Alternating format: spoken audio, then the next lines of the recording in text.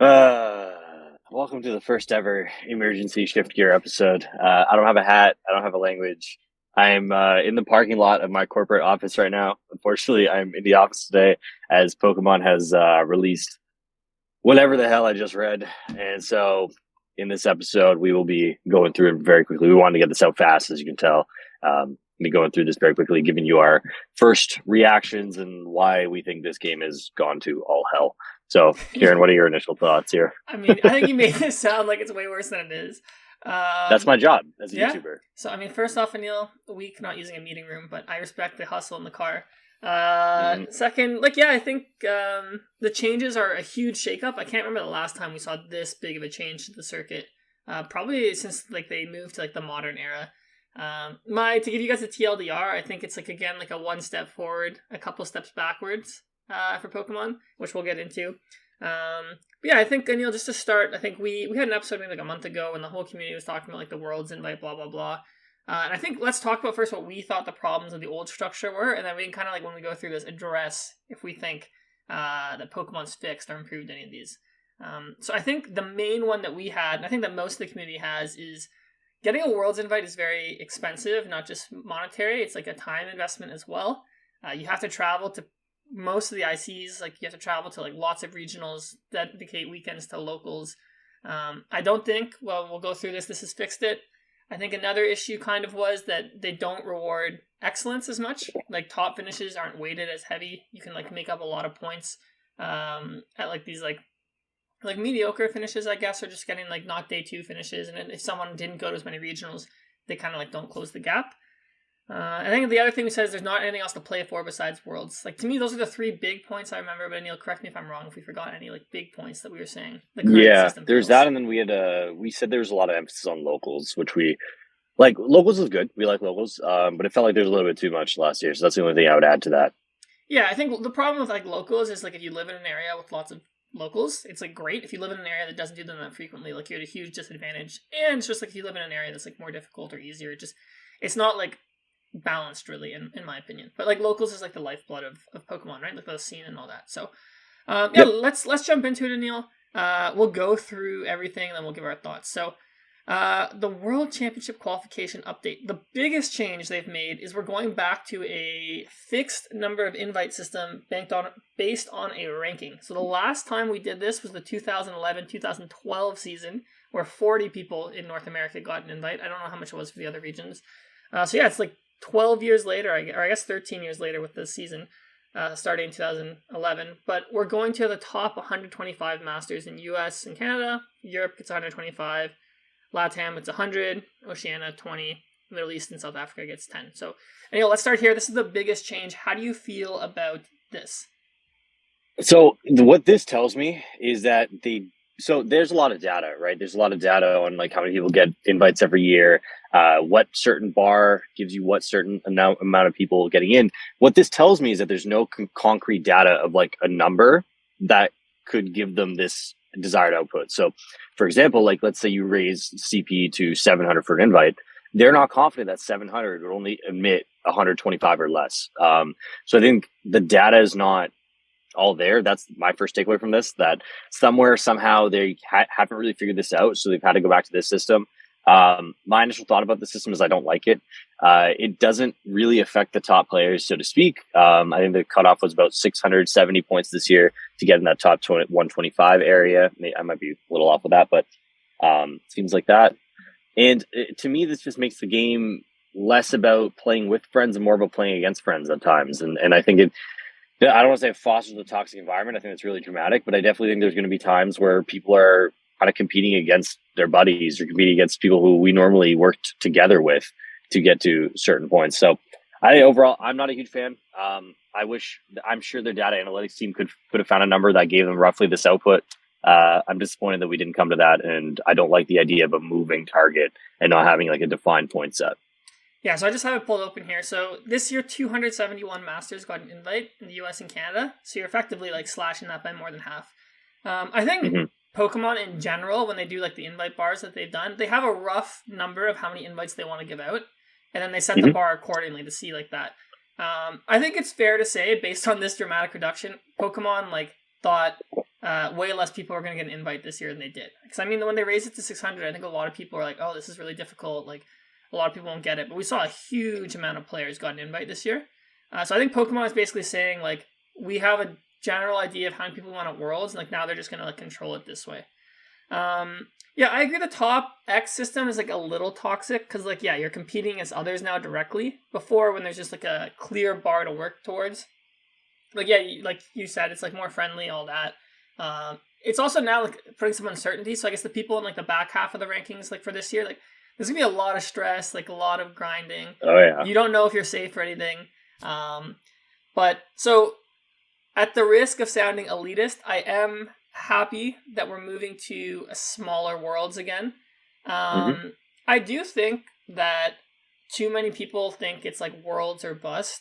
I don't think like that we need, if you just have like a bunch of like slightly above average finishes or just a bunch of finishes like we currently do, that like to me that's not my ideal world caliber player. During this, like whatever Pokemon sets the bar at, if someone reaches the bar, then I think they deserve to go to Worlds. I just think like when people are like, oh, this system's better or not, like Worlds is like just a personal preference for everyone, what format they want it to be.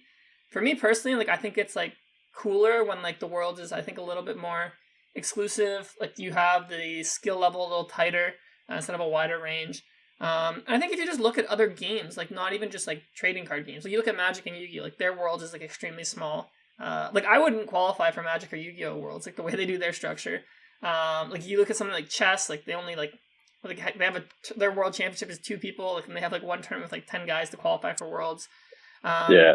But yeah, I think we've touched on it before though. It's like it feels like there's not a lot to work towards besides Worlds, and I think a lot of people are too like Worlds pilled, or like that's all they work towards. Because I've seen a lot of people being like, oh, like I'm not even going to chase Worlds this year.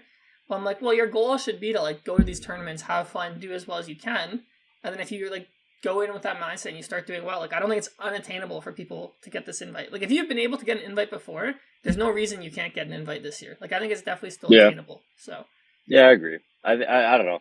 We'll see what ends up coming out of this, but I don't know. I've talked about this a lot, not so much on here, but more so in my personal life. How I feel like the attendance of the game has to start going down a little bit, and I predicted that next year I think it would go down a little bit. And now I think that sets this in stone for me. I do think attendance is going to drop, which overall might be a good thing, but it's not great that people are dropping off for the wrong reasons. So, I mean, we can go through this document and kind of go through it, but they hit a couple of the concern points. I'll give them credit for that. So, like one of the things they hit on, which we'll touch on in a sec, is like the only Worlds or bust thing. Like there is like a stipulation there saying we will reward other people who get CP. So we'll go through that in a sec. Yeah, I guess maybe my last point on this is like I think I would have preferred, instead of top X, just like raise the points bar. But I guess they're just like, we can't control how many people we're not sure how many people make Worlds. I will say I don't like the top X for juniors and seniors. I think for juniors and seniors, like them going to tournaments, like very reliant on their parents. Like obviously a junior and a senior can't financially sustain themselves or travel by themselves. So juniors and seniors who can only maybe go to their local, regional, and like their cups and stuff, this is a really unfair system in my opinion. Since like the kids who have like parents or like guardians who can take them to more things are at a huge advantage. So I would have preferred them not touching the junior and senior invite structure, but I guess they just want to keep everything uniform. Okay, so next let's talk about the best finish limits in Aneil. So we'll start with the locals. So this year it was 6 challenges and 6 cups. Next year we're going to 4 challenges and 4 cups. So they basically just took away 2 from each. So what do you think about this? Very happy with this, personally. This is great. I know you and I are on the same page with this. Like, we really enjoy our weekends. We don't like throwing our weekends away to cups and challenges. That's kind of what it felt like with 6. Obviously, you were able to get a lot of top 8s pretty fast, but like winning league cups often requires not only skill but also a bit of luck.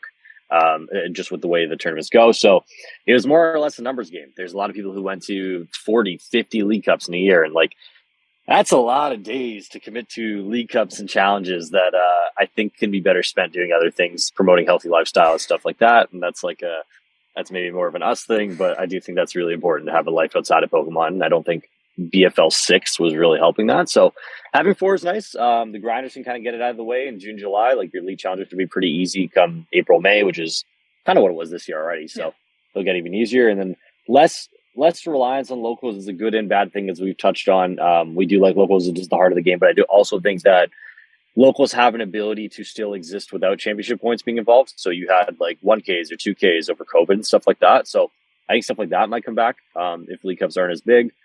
We have a big issue in the GTA, at least like in Toronto, where League Cups get capped instantly because there's so much demand, and like each store can normally only host like 40, 50 people, right? So it's a lot of it is comes down to like who can you get into the League Cup. So I think this will help alleviate that a little bit as well. So I'm a big fan of this one. I'm on board. Yeah, I agree with you. I think one problem is that Pokemon like requires such a time investment. Like I love playing Pokemon, but like, I don't love when it's like every single weekend or like during the week I have to go and play. It's just like it kind of leads to like burnout. So like I like playing locals. Like, I sometimes just play like my like Wednesday night locals that don't have points or anything. But I just think this is better. I think I touched on it earlier. I think locals, like you can't balance them like across the world. It's just like depending on what region you're in, they're harder or easier. There's more people or there's less people. There's more cups or there's less cups. So I think it's just more equitable. And we'll get to this in the next point is they buffed how many points the big tournaments give. So locals are even like less important in the grand scheme of things, which I think when you're trying to figure out like who the best players are, especially since we're moving to a top X system, you want it to be as equitable as possible, and focusing on big finishes at big tournaments where everyone's there and like on a level playing field, I think just makes a lot more sense. So cool.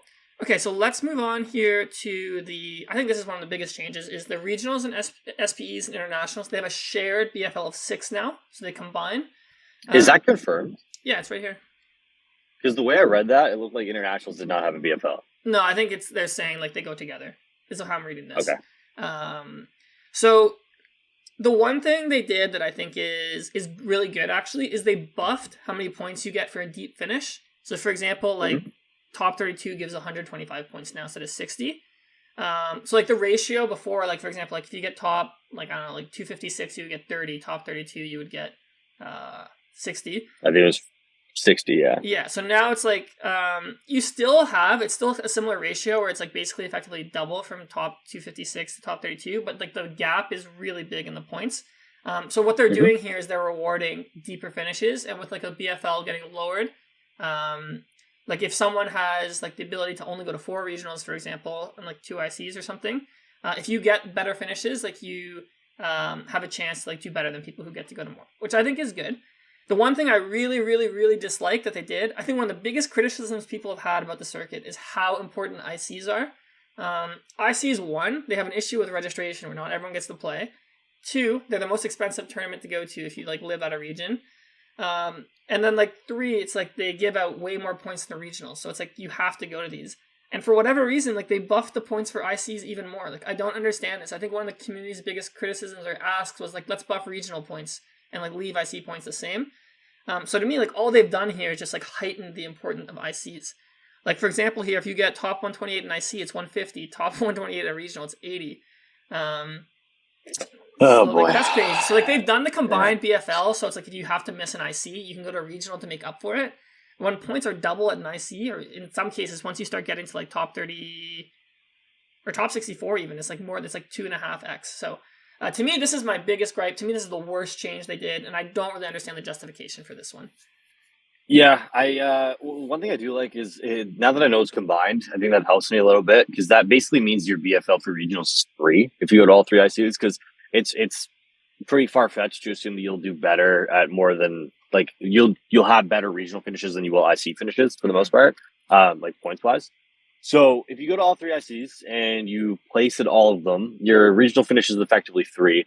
On your point, ICs are incredibly tough to get to. They're hard to get into. That's my biggest concern right now. It's how many people are going to lose their invites based off of, oh, I didn't click fast enough on RK9. Like that should not be a skill diff ever, I don't think.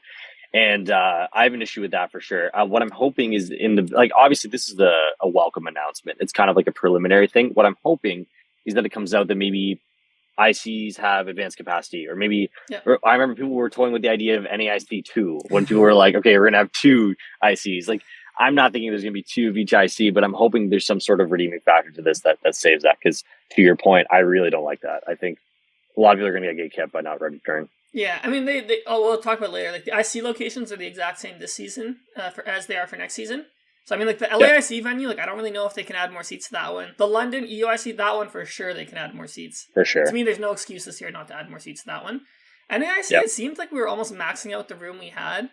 I don't know if there's more halls there that can open more, but I would hope that they have anticipated for growth, because the ICs are like the marquee event, and if you're going to put this much importance on ICs and you're going to have a top X system for like competitive integrity, everyone needs to be able to play.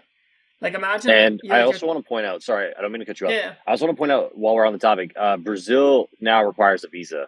Yes, that's true. This was a change a couple years ago. They got postponed because of COVID. You now need a visa, I believe, unless they postponed it again, to get into Brazil. So this may be another issue for some people. And to your point about expanding seats, I think the Excel Center in Sao Paulo does have the capability to do it. Yeah.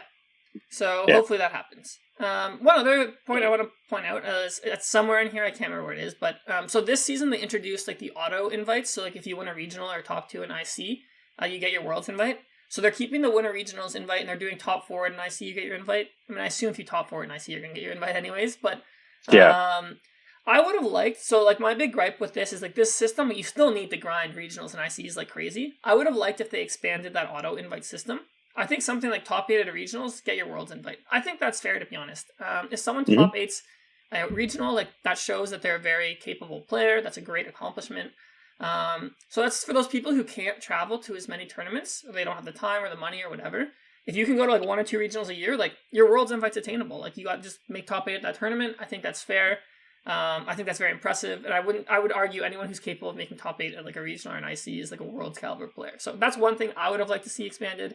Or like I think we talked about this on that one episode we did, where it's like I would like alternate pass. Like let's say it's like you get 3 or 4 top 32s at like majors.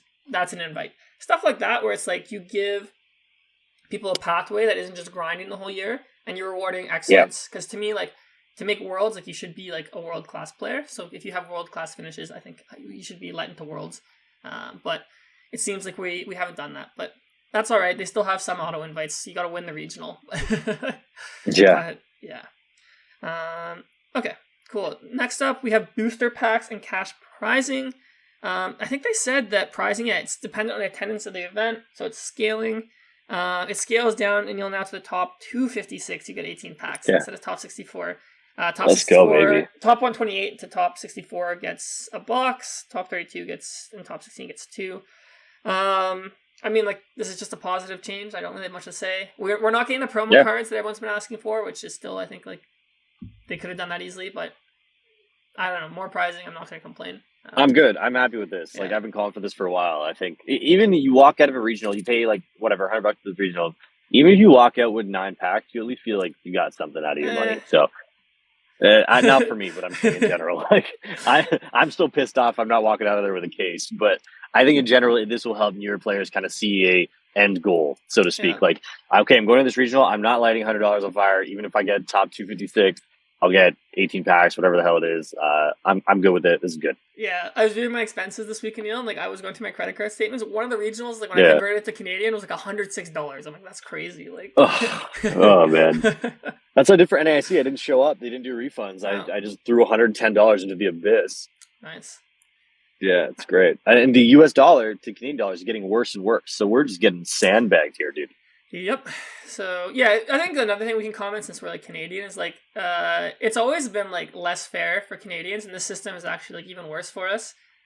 Traveling to events in America is just really expensive for us. Like I don't think it's like unfair, like not realistic to say it's probably double the cost for us to go to regional than it is for like Americans to go. It is, but there's inequities everywhere, right? Yeah, no, 100%. Because like one, like our dollar's weaker. 2, our airlines aren't as subsidized by the government, so like our flights are more expensive, and then like we don't have as many events. So just a little more expensive for us this year, which is a little annoying, but it is what it is. If you're an American, feel free to comment. That sounds like a you problem. That's what I would do if I was an American here. Yeah. I don't care about you. All right, next up we have cash prizes. They stayed exactly the same as last season. I don't really have much to say on that. Thank God that was clarified. That was they had a typo at first that the regional prizes were going down. But imagine having a typo. Like, you know how many times you have to like look over this announcement to proofread it? Like, you have teams of hundreds of people looking through this, developing this, writing it. How do you have a typo? I don't know. How did no one catch this? Bro, and this isn't the first time it's happened either. I know. Like, when I write an email for work or even like a Slack message, like I'm like triple reading this when it's important. I'm like, yeah. But I guess Whatever, man. It's not. These guys are not serious, bro. They're not serious. So yeah, we're keeping the same there. The travel awards I think are the same. The one thing they changed is so right now it's top 16 for a quarter. You get the travel award or stipend, plus you get priority reg for the next IC. They're extending that now to the top 32 in the region, which I mean that's a positive change in my opinion. I don't really have we'll take it, I guess. The one thing they didn't talk about is if like locals are still going to count for the travel stipends. I think like literally since the stipend system has existed, this has been like the biggest complaint, and it seems like they haven't given any indication that they're changing, which I think is a massive mistake, or just like it was an easy win for them to do. I mean, this only affects like literally like 30 players in each region, so it's not that big of a deal. But for those specific players, I think that would have been a nice welcome change. But it looks like they're going to keep that. So. But I don't know, this isn't that important in my opinion. So anything? Yeah, I think it's fine. Yeah. Who cares? Whatever. Yeah. Yeah. My lunch break is ticking. I'm like, oh damn, I gotta go back to the office soon. Oh my goodness, Aneil. Shiftgear takes priority, bro. Just tell them you're on a client call. I know. I told them. All right, and again, this is I think probably the next biggest change, Aneil. That's one of the last ones here. They're changing how Swiss works at these tournaments. So they're basically taking away a Swiss round if we have 2,048 players or less. So I think a lot of the smaller regionals like Vancouver would get affected by this. But the match point threshold is actually getting raised. So if you have 8 rounds, you need 18. So that's like 6 and 2. If you have 9 rounds, we need 21. So 7 and 2. And they're lowering how many Swiss rounds we're doing day 2. So if you have 1,025 to 4,096, we're only doing 4 Swiss rounds day 2. If you have 4,097 plus, and them showing us that as a category, it gives me hope that maybe the ICs are going to be bigger next year. There's 5 Swiss rounds in day 2. And the reason... even if the ICs are bigger, bro, I don't want to be competing with 4,000 mans. That's crazy, man. Yeah. That's nuts. I think the reason they're doing this change is they're implementing what they do at Worlds. They're implementing the asymmetrical cut system. So right now, it feels really bad. If someone has like the same amount of match points as 8th, and like you finish 9th at the regionals, it's just tough luck. You don't get to make top cut. So now every single person who has the same amount of match points as 8th place going to top cut, you get the chance to play for the spot. So like let's say like 7 and 8 have 36 match points, like 6 has like 37 like plus, and then 9 and 10 have 36 match points. Like 7 would play 10, 8 would play 9. The winner of that match like advances to top 8. So I think this is smells great. like Adam Silver in here, bro. Yeah, the play-in tournament. Exactly. It smells like Adam Silver. So they're implementing like a play-in tournament system. I think this is great. I think whiffing on resistance is probably one of the worst feelings in Pokemon. It's honestly not really that fair. Like the idea is like, oh, you played better opponents during the day. I'm like, well, not really. It's just like how people's day went and who you got paired against, like what their record was. Yeah. Because your resistance doesn't carry over from day 1. So that's a welcome change. So I guess they're getting rid of a Swiss round in day 2 and kind of sometimes in day 1. Actually, day 1 doesn't matter. They're getting rid of one in day 2 to make more time for this change. So on the asymmetrical cut, I really like it. The match point threshold here, I get what they're trying to do. They're trying to make day 2 smaller again. With a smaller day 2, there should be like less bubbling, I guess. But if they're not going to change how ties work or the time system, I think this is a really negative change. They're effectively turning ties into a loss at this point. I guess you can go 6-0-3 or 5-0-3, but like let's say you're 5-1 or something like that. If you tie, it's basically a loss. It doesn't help you get towards the match point. So, what do you think about this? I think there's something to come with that. I would assume that there has to be some sort of maybe they're dropping a Swiss round to give you best of 360 or something. Like that's my hope. Yeah, that would be good actually. Yeah, like this play basically it's just like you need to play faster. You need to be more vigilant in calling your opponents playing slow. But that's the thing we know that like you can't really do that. Pokemon takes a long time, so I'm a little concerned with this. But I understand for like the big tournaments, like you need to have like we've seen like the day 2 is getting massive now, so I understand moving to the system where like you need more match points to make day 2. So you eliminate that bad feeling of like you get nothing, you play day 2 for nothing, you're out right away. So I'm still 50-50 on if I like this change or not. I like asymmetrical cut. I don't know how I'll have to play this format to see if I like the Swiss thing. Yeah, it's either they're announcing something that helps alleviate ties, or they're bringing back tag teams and ADP. I don't know which one it is. Maybe we're trying best of 2, Aneil. Who knows? Down. So down. Actually, we're definitely not. This is the match point threshold. You need a lower match point threshold with best of 2 since ties will be a lot. Okay, so next up, they have something called at-home competitions for VDC, which they do. I think it would be cool if we got these for TCG, but live has too many bugs, so I don't think we can do it yet. Then they announced some of the first half of the season, the regionals and SPEs. One thing I don't know if we touched on, Neil, is I'm not a fan that SPEs still give the same points as regionals. Yeah, it's crazy. Like, you're going to have, like, 3,000 person regionals, and then you're going to have, like, 150 person SPEs that if someone can afford or has the time to fly to, you can do that. I think SPEs are super important for the markets they're in. They serve, like, serve parts of the community. I just think, like, you can just lower the amount of points SPEs give, because if you're going to, like, these regions that, like, normally get the SPEs, assuming, like, that those players are just operating in that region, like, and they're doing the top X system, like, just lower the points for the SPEs so that they can like still make their invite and all that. But now you're gonna have, like, if someone can afford or has the time to fly to, like, I don't know, like South Africa, for example, like, you can play like the 150 person or even smaller, like, SPE, which, like, it's not that big of a deal. I don't think that many people will do it.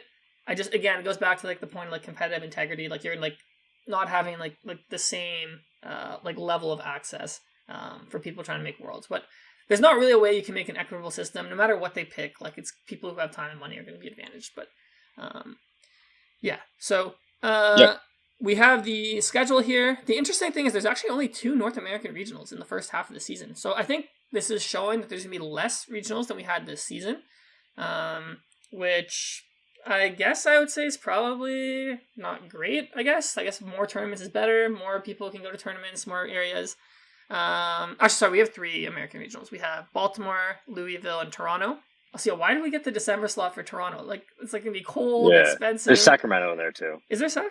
Oh, you're right. Okay, I really misspoke. You're right. Yeah. There's Sac. There's 4. Never mind. I lied, everybody. You're good. You're good. Don't worry. I guess they have them all over the place, so I guess this is good. Then we have some in Latam. Bro, Baltimore, man, come on, send me back to Peoria. No, bro, Baltimore's definitely better than Peoria. I'm bent. I actually haven't. I stayed for Worlds in DC. I stayed in Baltimore, but I didn't really explore Baltimore. So I've heard all I've heard from Baltimore. I didn't go last year. All I heard was people like scared. Okay, so I don't know how to interpret this. Bro, like, if you've been to any American city, I feel like it's the same, bro. Yeah, I agree. I take everyone's opinions with a grain of salt. Yeah. So. I mean, I think it's because one person, I think, had their phone stolen or something, or they got mugged. So I remember seeing that. But I mean, like, that can literally happen, like, anywhere. I guess it's more likely to happen in, like, the US compared to, like, Europe or Canada or something, but any major city has that. Just be careful when you're out there. I think I'll probably be in Baltimore. Agreed. I looked up flights to Louisville. They're not a disaster, so I might be there. Sacramento probably won't go to that one. Toronto will obviously be at that one. What about you, Neil? Are you planning on attending these? Waiting on the world's location. Yeah. that's how I decide if I'm going to play in any given year. I think having our little Shiftgear podcast does help me a little bit with motivation to play, right? Regardless, I do enjoy making content, so I will probably be at all of them. But right now, my stupid ass is saying, "Hey, wait for the world's location." But we all know I'm probably going to play anyway. You are going to play. I'll see you guys at all. I know you're going to respectfully. I would love to go to some of these European regionals. My problem is like, if I'm going to Europe, like, I want to spend at least a week. Like, that's a lot of vacation days, and I use all my vacation days for all the ICs, worlds, regionals. So I can't really do it. But I would love one day to, like, have a chance to, like, go and play like more global than I already do. I've never played like a European 100%. Regional or anything, so. I think I never found it to be worth it to go all the way to Europe for a regional. It didn't feel like it was worth it in the old system. I think it's going to be worth even less in the new system because of the BFL being lower. So I don't know. I like to use all my vacation days around Worlds. So this year I'm taking 2.5 weeks of unpaid just so I can keep my vacation days for the year. But I think Worlds is like the one trip where it's like, all right, it's in a cool place, blow it up into this big vacation, but it'd be sick to do a Europe one too. Yeah, exactly. Last year I went to Japan for like 3 weeks. I'm like, I gotta save all of them for that. So, same. I think the last thing here is we just have the international schedule. I touched on this earlier. They're all in the same places. I'm a little disappointed with that. I mean, I think not most people, I guess some people will be their first time, but a lot of people in the community, like, we've been to all these cities before, so I think it would have been cool to see a refresh. I understand, like, they probably have like year-long commitments with all the convention centers and all that. I guess the one change is we're doing EUIC in February. Normally we do in April with a rotation. Yep. So this might mean we're doing earlier rotation, or it might just mean we're just not doing rotation for EUIC. But that is, like, more to come, I guess. We can't really. It probably means that our January special set might not be a special set, or it'll just be more impactful. Yeah. Because what they normally do is they release the ICs on day ones, right? So you need a set in January, and that's been the thing that's been missing the last couple of years. So either our special set will be better, or they'll turn the special set into a normal set, is what I think. Or they rotate. Yeah. I mean, like, I don't think when they like plan their sets, I think like competitive Pokemon's probably like near the bottom of their priorities. So I think they'll still get a special. But it does matter though. Yeah. So yeah, we'll see what happens there. I've never been to London in winter, so we'll see what that's like. But yeah, like I'll be. I mean, like, assuming I get in, I'll be at all three of these internationals. So I assume the same for you, Aneil. Same. Yeah. Yes, sir. We do love Brazil. We love Brazil. Yeah, I love Brazil. Brazil is one of my favorite places to go. They'll say. I mean, yeah, I think this year I'm going to probably go to more of Brazil. Some of my high school friends want to come, so I'm like, all right, perfect. Like, make a good trip out of it. So that's what I did last year, and I almost got stuck in Rio. We know that story. Was crazy. The stick sour taxi ride that costed me $600. We're not going to do that this year. I'm gonna plan this a little bit better, but yeah. So that's basically a wrap on that. Yeah. Initial thoughts. I mean, like, obviously everything's really fresh right now. Like the announcement came out literally 2 hours ago, and we panic emergency Shiftgear episoded on a random Thursday.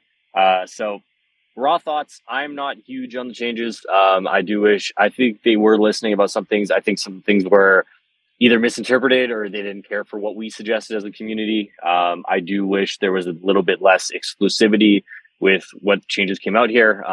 Definitely favored more so to people who have time and money, and obviously it does reward the ability as well a little bit more this year than it did in previous years by accepting that top 32 players, top 64 players should be rewarded more fairly than top 512 players. So I really enjoy that, but I think overall I'm a little bit soured.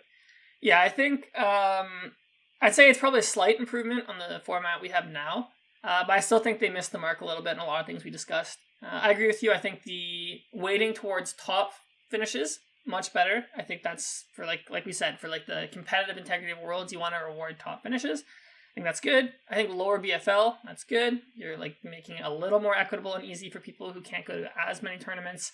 Not doing a BFL and ICs on their own and like buffing the points for ICs, I think huge miss. I don't understand the logic with that one. I think the day 2 threshold change, that's the jury's still out. So yeah, overall I think like decent changes, but yeah, I think they could have improved them still. So I like it less than what we currently have, to be honest with you. You like it less? I know you said you like it slightly better. Yeah, I like it less. I mean, it benefits guys like you and me maybe who have the time to go to these things, and we enjoy it. Like, sure, it benefits us, but I think overall for the game, it's not good. We're gonna lose a lot of people to this. I don't know. Are we gonna lose people now? I don't know. Like, I really think so. I actually do. I wouldn't be surprised if, and not to drag this episode out, sorry, but I wouldn't be surprised if we lost maybe 500-600 people off attendance to some of these things. Bro. Like, I think the amount of people saying they're going to quit because like the invite's hard or whatever, like people always say that. Like people play Pokemon because they like playing Pokemon. I think most people who want to go for an invite, like they'll still try and do it. But this is way more daunting than it used to be. If you're if you just scraped in or you just scraped out, like this is not comforting news at all.